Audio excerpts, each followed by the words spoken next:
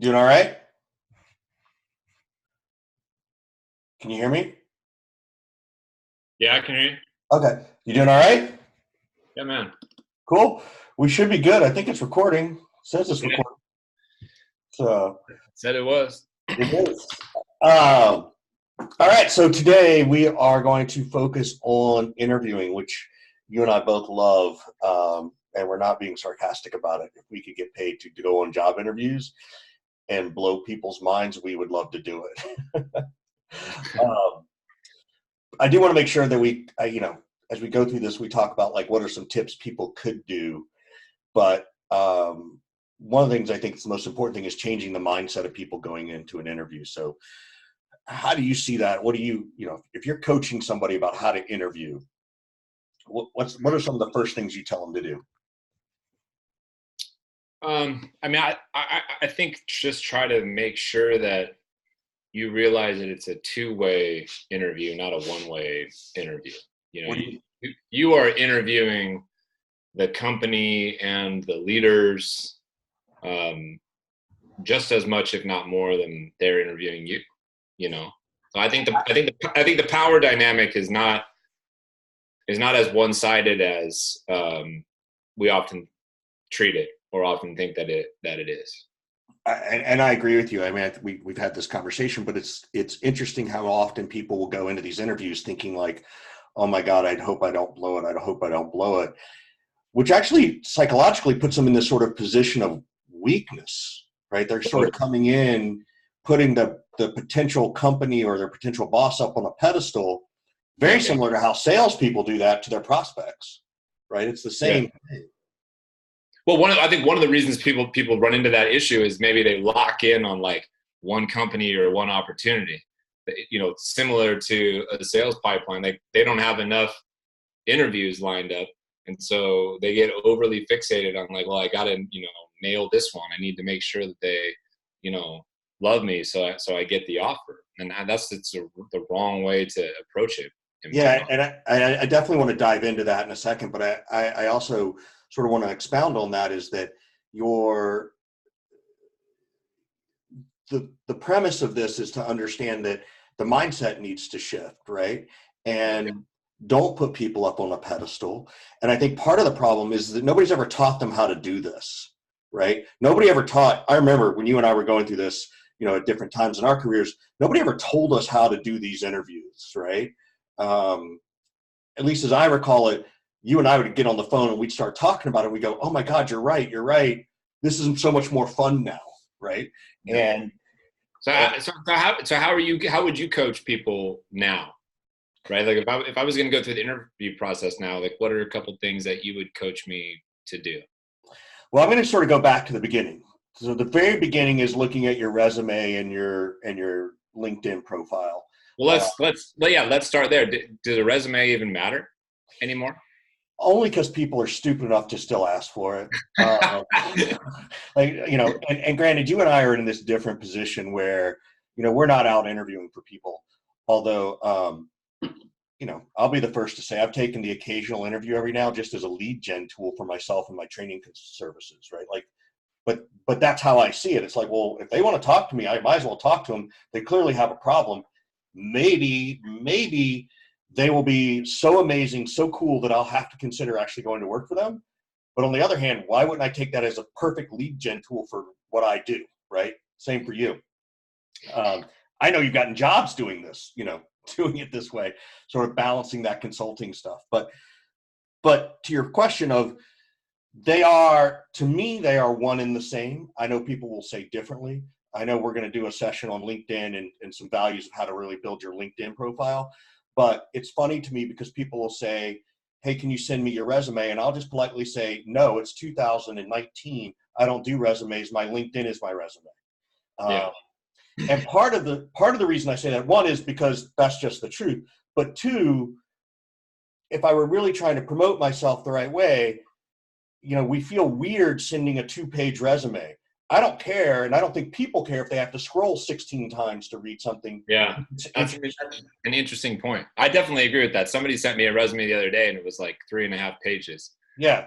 And I was like, man, you gotta trim this. But if they send me their LinkedIn profile, I don't think anything of it.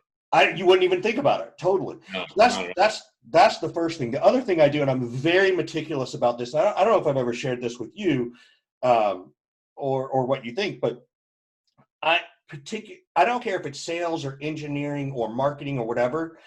People who are looking at LinkedIn profiles and resumes, they want to respond to numbers first. So if I'm a salesperson, right, and I've hit quarter, I don't say Q4 2019 this percent. I literally start 110% dash Q4 2019. The next line, Q3, or I'm sorry, 98% Q3 2019.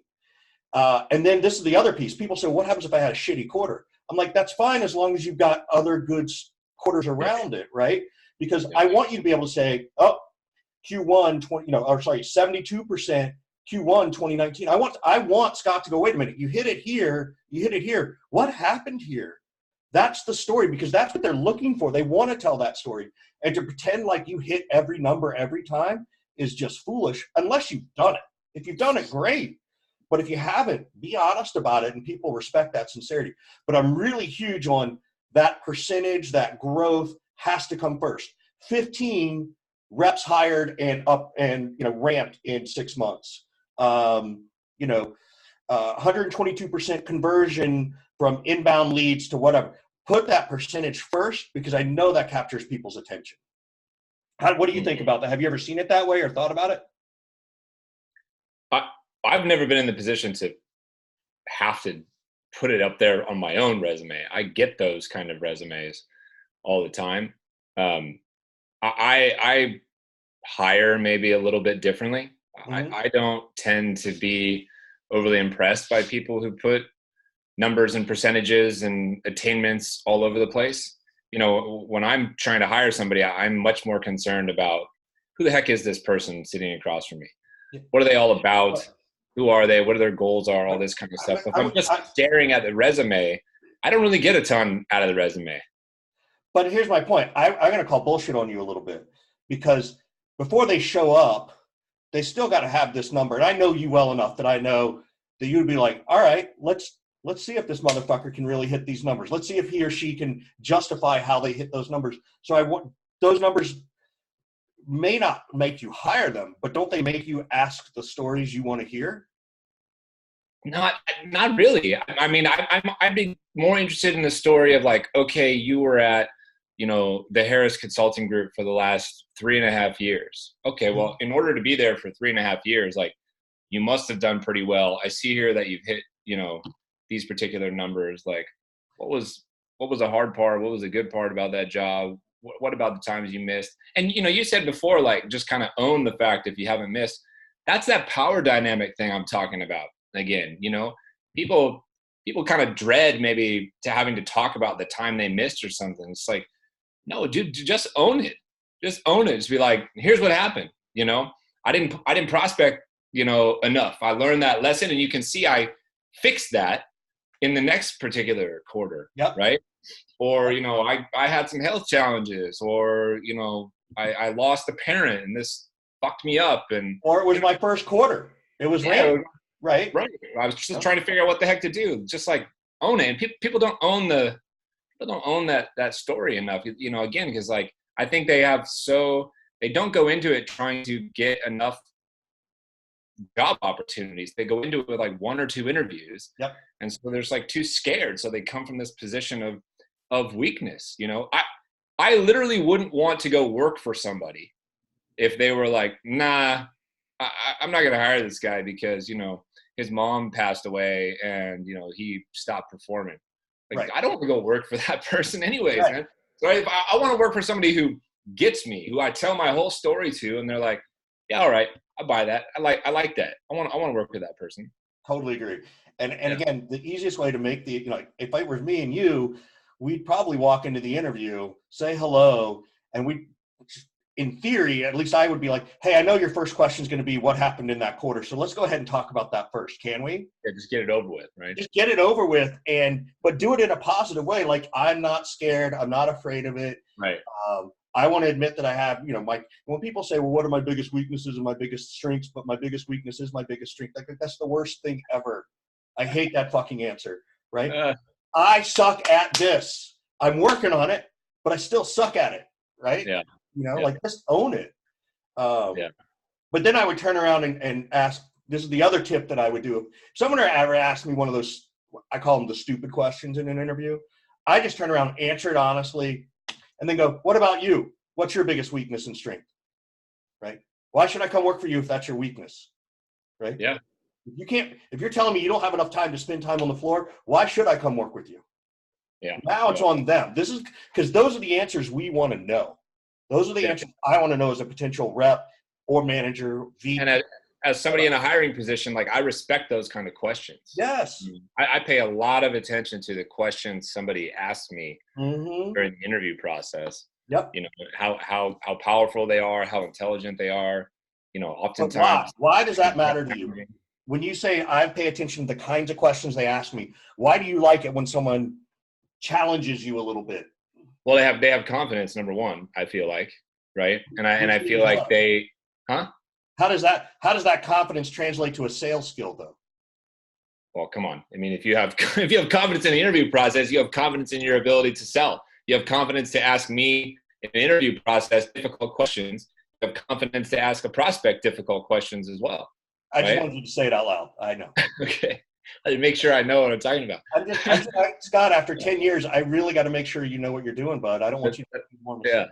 Yeah, that's right. By the way, I heard about what you said about me on the Barrows podcast, just so you know. So I see you. Well, yeah, it's probably well deserved. All right. Yes. I want people who are listening to really think about this, like, kind of flipping the script to changing the mindset here during the interview process. Like, you have a lot more control here than you might think that you do, and a lot more power, right? Yeah, you're in that room because you need a job, but guess what? They need to fill a seat. You know what I mean? Whether it's a VP role or an entry-level sales or whatever role, like, they're under the gun as well. If I don't fill enough seats, like, I'll lose my job, right? So we're interviewing each other here. And, I really think one of the mistakes that people make is just only talking to one or two companies. The last time that I was, like, seriously looking for a job, I was more or less collecting offers is how I looked at it. I had like a dozen different companies in play, and they were scattered not even just across the US, they were scattered across the globe, to be honest with you. I had one really good opportunity in Europe, and I almost took it, I remember. So, and that makes the process to me so much more fun. Mm-hmm. Right? Oh, I could do this, I could do that. This product is interesting. That product's interesting. This CEO is really cool. That team was cool. The culture, this city was cool. Right? And it just, like, it frees me up, I think, to not be held hostage to a particular opportunity. Yep. Right? And that empowers me to ask questions that I might be otherwise too scared to ask. Totally. Right? So I want to come back, and then I want to move on to sort of the interview process. But LinkedIn and resume, what you agree or disagree with? Are they the same thing, different? Oh, to me, it's the same thing at this point in time. When people ask me for my resume, I say, yeah, look at my LinkedIn profile. And then I need a copy. And I say, okay, then download the PDF. Right. Right. Like, I don't even have one saved on my. Yeah. I literally don't have one at this point in time. Yep. So, I just think that you're forcing people to jump through hoops for no particular reason. If you're a hiring manager, to create a resume and forward it over, no, just send me the link to your LinkedIn profile. And people who are looking for gigs, like, all the more reason that your LinkedIn profile better be up to date and better be robust, right? So what about this? So let's say I got a job, I got a good job, right? And I'm like, God, man, I haven't really updated my LinkedIn profile. And, since I got here a year ago, 18 months, I think I should go update it. But I'm concerned that, if my boss sees it, he's going to think I'm looking, or she's going to think I'm looking. What do I do? Like, should I still update it? Like, how do I avoid that pitfall that exists? I have an answer to this, but what's your advice to people on that one? Number one, I am not trolling and scanning LinkedIn As a boss, you as a boss to right. see which people of mine are like, making changes every day or on the regular to their LinkedIn. I don't have time for that shit. And if they are, what's your opinion of that boss? If they're not a very good boss, what are they doing with their time if they're doing that? Right? Yeah. They're not focused on anything that's driving the business forward. They're overly paranoid. Like I'm not doing that. Look, and if you have an issue with my organization and you're looking around or thinking about looking around, like, all right, go ahead. I'm maybe we're not doing something right, or maybe you're not doing something right, and maybe I'm okay with you leaving. Yep. Go ahead. I got no problem. I'm so open about all this stuff that I have employees who come up to me and say, "Hey, Richard, hey, Scott, I got approached by such and such company. They're asking about this, that, and the other." And I'm like, why don't you talk to them? If they make you an offer that I can't beat, more power to you. Go take it. I've done my job. I've helped you get where you're trying to go. If you don't like what they have to say, then come on back. The grass is not always greener on the other side, right? Interview them. See how much that you hear that you don't like, that kind of thing. So see what you're worth, right? Yeah, like that's the whole point, right? Like that is the whole point. And I think if you don't know this, for those who don't know, you can turn off notifications in your LinkedIn profile. I would at least encourage that. You don't necessarily need to make it easy for your boss to get that notification. Oh, so and so updated their profile. Yeah. At least be smart about it. You're not being sneaky. You're being professionally discreet so that you don't distract your boss, so you don't distract other people on your team, because it's going to notify every fucking body, and you don't distract yourself to do what you need to do. Look, nobody's going to take care of you more than you, right? Yeah, that's right. And companies will try to take care of you, and they will claim to, and they will. It is their job to build that culture. But ultimately, you as a human being, you got to look out for yourself a little bit, because when it hits the fan, the company's going to make the decisions they need to make. That's right. And they don't own your LinkedIn profile at all. Period. That's a whole other topic. We're going to go into that. This is my real estate. Okay. Yep. I don't have to put your company picture as my background. Sorry. Never. I don't have, unless I want to. And I certainly. Well, they pay you. Hey, if you're going to use my real estate on the corner of First and Main Street, and you want me to be a guy out there spinning a sign about houses, then pay me. Even that guy gets paid to spin that little placard and flip it around. Like, freaking pay me. Yeah. Right? And no, that doesn't mean my base salary or commissions. Right.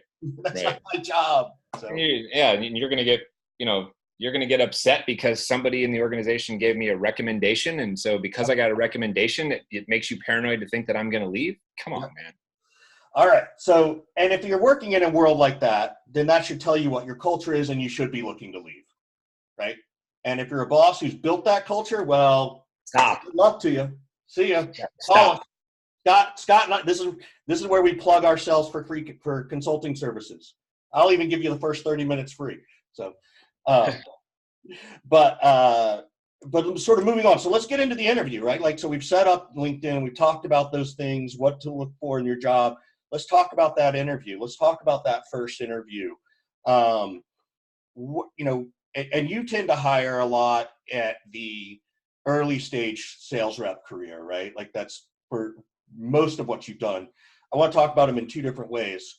This person who's first or second sales job, first job out of college, what are the things you would give? What advice would you give those people? It's like, what do you mean go in and interview them? I don't even have a job. How should I interview Scott Leese? How can I think I'm interviewing him? I don't have anything yet. What's your advice to that person?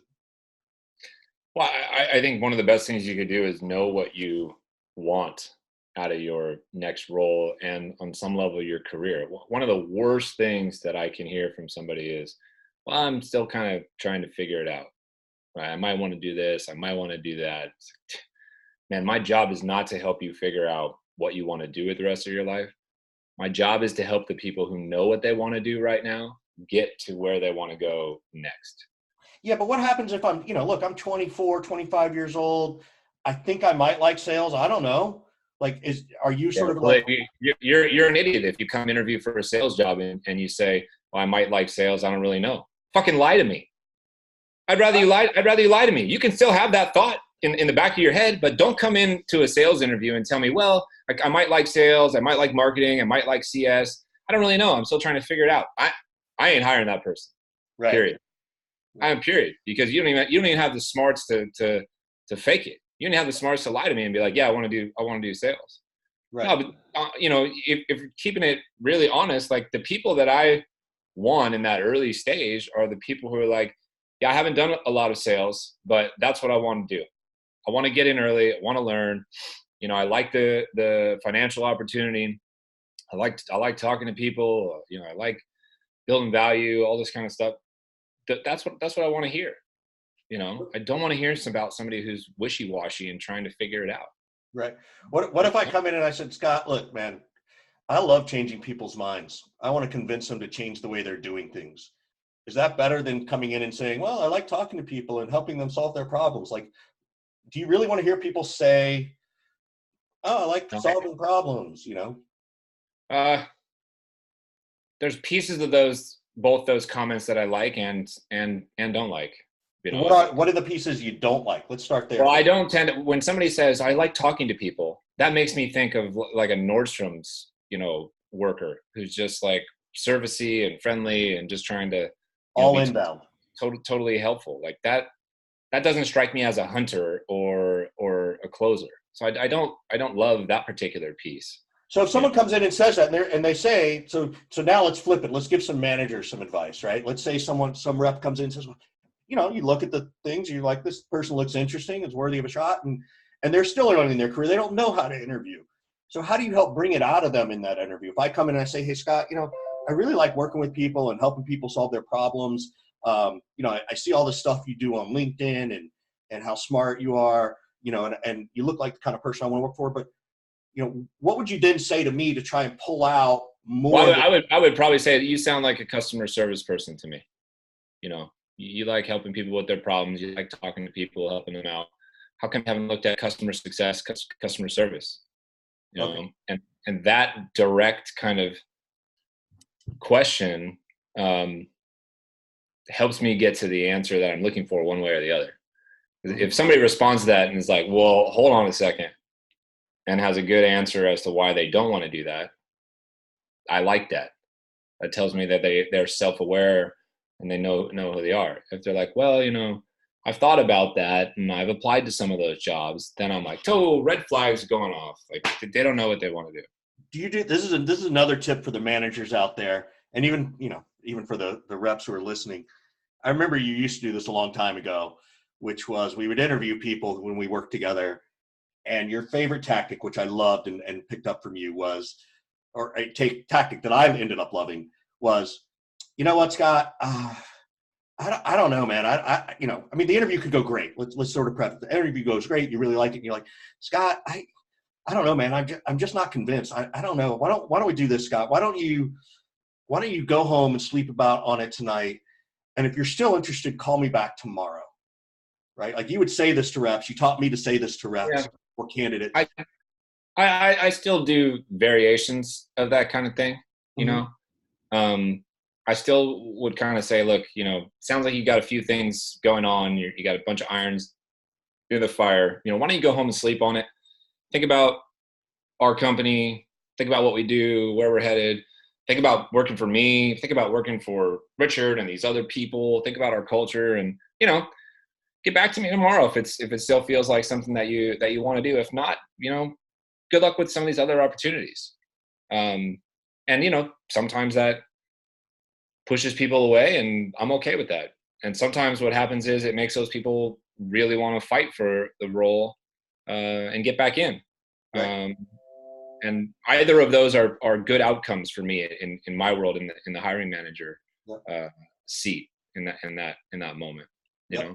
Where do you in this stage of the game, sort of going back, and again, we're sort of folks shifting a little bit more on management. For the, is that something you do after the first interview, after the second interview? When would you try that strategy these days? I do, right. First, this is like a pet peeve of mine. I cannot stand a like 12-step interview process. How fucking long does it take for somebody to make a decision? Okay. Right. Especially salespeople who are results driven and like instant gratification. You know what I mean? You talk to certain founders and, you know, they're like engineers or they're, you know, private equity, finance kind of people. It's like they do this very regimented and like little by little, week or two goes by. It's like, dude, I have way moved on by you after 2 weeks, 3 weeks, you know? So I move quick, man. You know, in the early stages, like I'll have a phone call with you and, you know, if it makes sense, we'll bring you on in. When you come in, I will have you meet with as many people as I can right there in that moment, because I don't want to have to bring you in again and go through all of this stuff all over again. And it's unfair to the candidate. How many times do you have to leave work in the middle of the day, right? Or leave on your lunch break and like dart back and forth? Dude, that's screwed up, man. You know, I'm not into that. So I'd move quickly. How do you feel about just as a candidate? That's like a massive red flag to me. I'm thinking to myself, man, I have interviewed with you 3 or 4 times and like, you don't know if I'm a good hire or not. That tells me you're going to make every other decision this particular way. It's going to take ages for you to decide to, you know, invest in this piece of training or technology. It's going to take ages for you to decide to give me a raise. I don't want to deal with that. Yep. That's something for people to look out for, in my opinion. What's your theory? And I've only participated on, I've never organized one, so my knowledge is limited. What's your theory on the 2 or 3 hour interview where they run you through the grinder, right? Like there is value to like, hey, coming in and spending an hour, maybe an hour and a half to meet with Scott, 30 minutes with Scott, 30 minutes with a rep, 30 minutes with your potential manager. Like I get that, but like, where is that too much? Do you think that's a smarter way these days? Like, what's your thought? I personally don't think it's too much. I would rather talk to everybody that I might need to talk to the first time I come in and have to keep going back and talk to somebody new every single time. That does not feel like an efficient use of my time, right? Or an efficient use of the company's resources. Yep. So I'd have no problem going in and spending 30 minutes talking to 6 or 7 different people, and getting it over with, getting to a yes or a no faster. Isn't that what we try to do in sales? Yeah. You're trying to get to a yes or a no faster. Yeah. Right. How many, just out of curiosity, if you're running a sales team, when you ran sales teams, how many, not the number of times they came in, but let's say they came in, they would meet with you. Who else would they meet with? Like, what was your, just as an example? Usually like 3 or 4 other people. Okay. You know, and I tried personally to, you know, spend a chunk of time, and then everybody else is the same kind of, I really truly don't think anybody needs more than like 30 minutes hiring. And when you do that, yeah, and I'm just trying to help people who are thinking about a process. When you do that, is it, hey, Scott's going to cover this, you know? We sort of delegate responsibilities a little bit. You know, I might have one person really focus on like pipeline building. I might have somebody else focus on closing. I might focus on, you know, culture and mindset and that kind of thing. So that way we all know kind of our role and what we're looking for, right? And then we share, you know, feedback and notes. And by the end of the interview process, I go talk to a few of my people, and it's like, okay, 5 of us talk to this person, you know, rate them on this particular thing. Are we a yes? Are we a no? Are we a maybe? If we're a maybe, how do we get off the maybe seat and get to a yes or a no, right? You know, I try to move very fast. Do you have like a rubric that you used, or you that? No. I'm not saying that's a bad idea. I just didn't. That's why I'm asking, because I know you. Scott's like, don't give me one more fucking spreadsheet to manage. Yeah, I'm not a fan of like making more work for myself, right, or anybody else, as you know. Yeah. So, sales is like it's the hardest thing, in my opinion, the hardest role to fill and get right. You know, but you could put people through every personality test there is, every spreadsheet rubric that there is. I'm telling you, you're not going to get that much closer, if at all, to hiring the right candidates every single time. If somebody had figured that out, that playbook would be out there already. Yeah. It would be out there already, and those people would be very, very, very, very rich. Yeah, I hear you. Doesn't exist yet. Yep. So next question for you. Well, actually not question, but I want to move this forward. Let's go back to the interview, right? So I'm a rep. I'm coming in to interview. What questions as a rep should I be asking my potential boss as a sales rep, right? What kind of questions should I be asking? I've got a couple of them, but that sort of put us in that different mindset we've been talking about where like it's a level playing field where I'm interviewing them as much as they're interviewing me. I want to hear from you first this time because you've been out of the game on some level for a little while, right? Yeah. So I'm curious if from your vantage point, your questions are the same as mine, having been in the thick of this for so long. Yeah. So you go first. So obviously the first thing I look at is the resume and putting the numbers first. The standard interview process, and you tell me. But you're a rep interviewing them. Okay. Yeah, I'm a rep. I want to come work for Scott. What kind of questions should I ask Scott? Yeah. This is my single go-to question that I tell people to ask, and it works wonderfully. And I think it'll be fairly obvious. But if you're interviewing me, I'll be like, hey, Scott, if you could snap your fingers right now and change 3 things at your company, what would they be? Just so I understand what it's like here. And what answers are you? Doesn't matter. You're looking for? It doesn't matter. Nope. It doesn't matter. The answer. Oh, are you trying to role play with me right now? Yeah, I'm role playing. Come on, man. We have more larger pipeline, right? I would have all of the bugs and glitches and features that are everything in the product working smoothly and new stuff coming out faster, right? And I would have everybody onboarded and successfully implementing product inside 30 days. Sounds good. So what's preventing all that from even happening now, Scott? If those are the 3 most important things, why is it taking so long? Well, now you have me pinned.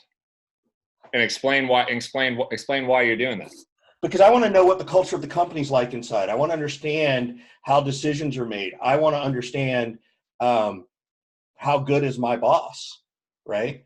How good are they at handling objections, right? For me, it's also a culture thing, right? It tells me, if Scott goes off on this, it's not my department and I can't control it. I'll be like, yeah, but Scott, then why would I need to come now? Well, if you can't control it and it's a frustration, it's only going to be worse for me because I'm the end user. I'm the guy who's got to sell it. Yeah, I agree. Do that. Yeah, right. I agree. Now Scott's got to sell me on why I need to come back to this company. Right. That's my What was your interpretation when you heard me pin you that way? Well, no, I knew what you were trying to do, and now I have 1 of 2 choices. I have to backtrack, or I have to spill the beans on some stuff that is, not necessarily amazing about my company or my sales process. Yep. So if I was going down that rabbit hole and got pinned like that, I would very much lean toward total transparency. And I would be like, yeah, we have shit that is fucked up, man. This stuff is hard. And the difference between me and the other orgs that you're talking to is you're probably not going to have another VP tell you the truth the way I'm telling you. And that my only way out is, in my opinion, is total transparency. Yeah. Right. The difference is you're going to be able to trust me. Right. I'm trying to get all this stuff done and fixed. And we're working on all this stuff, and I'm not trying to hustle you the way some of the other people are. Yep. Right. And if that works, great. And if it doesn't, so be it. Right. So that's my one go-to question that I coach people on. That's a really good one for people too. Because it kind of blows the mind of the person who they're interviewing, and it makes you stand out in a very positive way. It also shows, psychologically, what it's doing to the subconscious is that it's showing this potential boss that you're unafraid to ask tough questions. Yeah. That you're willing to engage in a dialogue when it's not going right. Because the reverse of it is that, hey, what happens when your prospect says to you, you know, Mr. Rep or Mrs. Rep, you know, can your product or service do this? Do you know how to handle that as an answer as opposed to asking it as a question, right? I hope people are paying attention to asking that question, because the types of questions that hiring managers get asked instead is like, why do you like working here? You know, Yeah. or how many of your reps hit quota yesterday, yeah. right? Like, what is that really telling you? You right. know, what is that telling you? I you know, if I'm going in hiring, I like to ask people, are you okay with me having conversations with a bunch of people on the team? This is one thing for the founders or the VP or, you know, who might be my direct boss to tell me how things are. But I want to have conversations with people who are, you know, who's on the ground, right? Yeah. And so I like to ask people, are you okay with me having conversations with folks in some of these different roles or different departments and things like that? I feel like that helps give me a good 360-degree view of the organization. And if somebody told me no, that would be a red flag to me that there's a problem. Why don't they want me to talk to somebody who is in CS? Why don't they want me to talk to somebody who's a rep right now? That's weird. So did I pass your test even though I've been out of the game? Was my question good? Yeah, that's a great question. And I hope people listening take it away and use that. What's a question or two you encourage reps to ask of their potential boss? Well, I just said one. I think people should ask if they can have conversations with other people, you know, on the team that are outside of the interview process, right? I think people should ask sort of, what is your goal and what are we trying to do here? I think it's ridiculous how taboo it is to talk about the end game. I've never understood that. You know, I don't know if people are just superstitious, like don't talk about it while it's in progress or something like that. But I want to know, like, talk about what in progress? You broke up there. Don't talk about what? Like, there's a superstition in sports, like don't talk about a no-hitter while it's in progress. Right. I feel so many times like managers and founders and what, like nobody wants to talk about what the end game is. Everybody's like, oh, you know, we're not going to talk about IPO. We're not going to talk about acquisition. It's like, well, I want to know.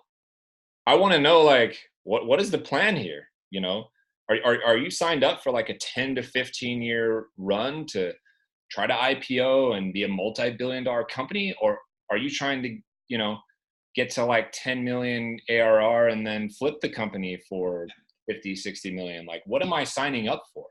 Yeah, so nobody ever does that, which I find. What's that? Nobody ever does that. They never get it to 10 and flip it for 60. Once they hit 10, they think about 100. Well, that's a whole nother conversation and a whole nother era of a whole nother bit of stupidity in my mind where greed takes over, right? But at any rate, like, I think people should ask those kind of questions. Like, why are you here still? You know, right. What is the opportunity in front of you? What is the goal? Yep. What are you trying to get to and why? Yep. And why? Yep. Right. And what are the opportunities that you see, you know, bubbling up in the future? What are the things that you look for? What are the commonalities in the things that you've seen of people who have started at the bottom and have ended up being able to move up in your organization? So I have a question for you that I think this is a question reps should ask, and I think then maybe we'll wrap it up. But, you know, and I know part of your answer, but I don't know all of it. But if I'm a rep and I go in and I say, hey, Scott, just out of curiosity, how many people on the team? You got a 10 of 10, a team of 10. Let's just make it easy, right? You got a team of 10. How many people are hitting goal right now? Like, that's a standard question people are supposed to ask, right? Or if you're not, you should. What should I be listening for from the manager back? Like, if Scott comes back and says, oh, that's a great question, Richard. You know what? We got 6 out of 10 people hitting, or we've got 9 out of 10 people hitting. What does that really tell the rep when they hear those numbers? Because I think sometimes they just think they should ask the question because they need to ask the question. It's a good question. But what should they really be listening for? And this is a really tricky one, you know. I think most reps are hoping to hear that 10 out of 10 people are hitting quota. That is a huge red flag to me. I can't fathom. I don't know any organization where 10 out of 10 people are hitting quota. If they are all hitting quota, I would think that the quota is going to get raised like 5 minutes ago. So that doesn't make any sense. If somebody says nobody's hitting quota, that's going to be equally concerning. Like, why is that? Is the quota must be way too high, or this particular product is just not even sellable? The sweet spot and the right answer is like 70 to 75% of people, should be at quota. That's the right kind of number. Right. I think people should be listening for honesty and transparency and a good explanation, not just the number. Well, last month we had 6 out of 10 people hit quota. The average percent to goal, or percent attainment was this. The average income and commissions from those people was this, right? And those are important. There's much more important numbers, I think, than what percent of people hit goal. If you were a boss, right? Like, I want you to be the bad boss for a minute, and I ask you this question. What's a bullshit answer that a rep should be like, this guy's, I don't want to work for a guy. So if I say, Scott, how many people out of the month or the quarter are hitting goal? And even if you say 7 to 10, but how is the leader going to bullshit that answer anyway, so that the rep can start to think about, wait a minute, is this person even telling me the truth, even though that's a reasonable number? Well, I think if they just say, like 80, 90% of people hit quota basically every single month, and then stop. It's the stopping that is the concerning part to me. What about that stop concerns you? There's no detail, there's no data, there's no explanation. Like, what if 100% of people hit quota, right? The commission payout is like $1. What difference does it make? If 50% of people hit quota, but the average rep on the floor made $10,000 in commissions, is that bad? I want to know. I need to know more. What does it all mean? Mm-hmm. Right? So the not giving any detail or explanation of the answer really would concern me. And that's the shitty boss to me is, yep. 80% hit quota. Yep. And then like nothing else, no other detail. Yep. Cool. Any other last minute tips or advice on interviewing for folks? I think we've gone wild. Just to like summarize for me, it's like, your LinkedIn profile basically is your resume to me. So you should treat it with care. You should not get stuck on one opportunity. You should be treating it like a pipeline. And in any kind of pipeline, you want to have like 5, 10x the number of deals that you expect to close. So you should be kind of having 5, 6, 7, 8, 9, 10, 12 job opportunities floating around, and change the power dynamic. Make sure you're interviewing them just as much as they're interviewing you. No, I think that's great, man. Thank you. Give the audience your 3 takeaways? My 3 takeaways are: 1, own your LinkedIn profile. We didn't discuss it, but I'll tell it. When you apply to a job, go apply to the job. Go connect with who you think your line manager is on LinkedIn, saying, hey, I just applied to this job, but I wanted to just sort of make a connection in case it's you. I would go connect with who I think is in HR and do the exact same thing. Hey, I just applied to this job. Not sure if it's going to fall under you or someone else at the org, but just want to let you know I'm super interested. I would then pick up the phone and I would call this potential hiring manager. I would pick up the phone and call that potential HR person. That's 5 things. That's your cadence. That's your sequence of prospecting your job searches. And you do that and you will get more interviews. And if you get more interviews, you get to do these things that Scott and I are talking about. So there you go.